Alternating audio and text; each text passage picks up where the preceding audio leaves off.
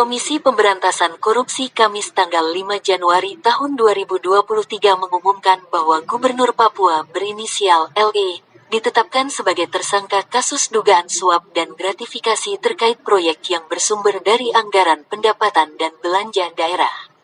Wakil Ketua KPK, Alexander Marwata menjelaskan bahwa awalnya KPK menerima laporan dari masyarakat. Kemudian pihaknya menindaklanjuti dengan melakukan penyelidikan. Setelah ditemukan alat bukti yang cukup, KPK kemudian menaikkan status perkara ini ke tahap penyidikan. Dalam hal ini, KPK menetapkan 2 orang tersangka yaitu LE, Gubernur Papua dan RL selaku Direktur PT Tabi Bangun Papua. Pihaknya menyatakan bahwa LE ditetapkan sebagai tersangka penerima suap, sedangkan RL sebagai tersangka pemberi suap. Alex menjelaskan bahwa RL diduga menghubungi LE dan sejumlah orang di pemerintah Provinsi Papua sebelum lelang proyek dilaksanakan. RL bahkan menemui LE secara langsung, kemudian melakukan kesepakatan pembagian fee dari nilai proyek yang didapatkan.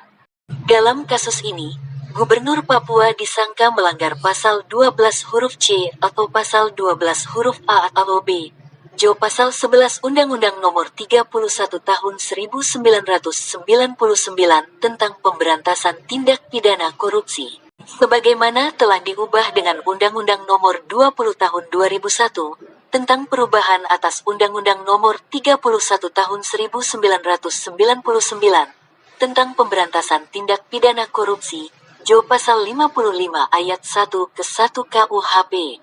Sedangkan RL disangka melanggar pasal 5 ayat 1 huruf A atau B, atau pasal 13 atau pasal 6 ayat 1 huruf A, Undang-Undang Nomor 31 Tahun 1999 tentang Pemberantasan Tindak Pidana Korupsi, sebagaimana telah diubah dengan Undang-Undang Nomor 20 Tahun 2001 tentang perubahan atas Undang-Undang Nomor 31 Tahun 1999 tentang Pemberantasan Tindak Pidana Korupsi, Jo pasal 55 ayat 1 ke 1 KUHP.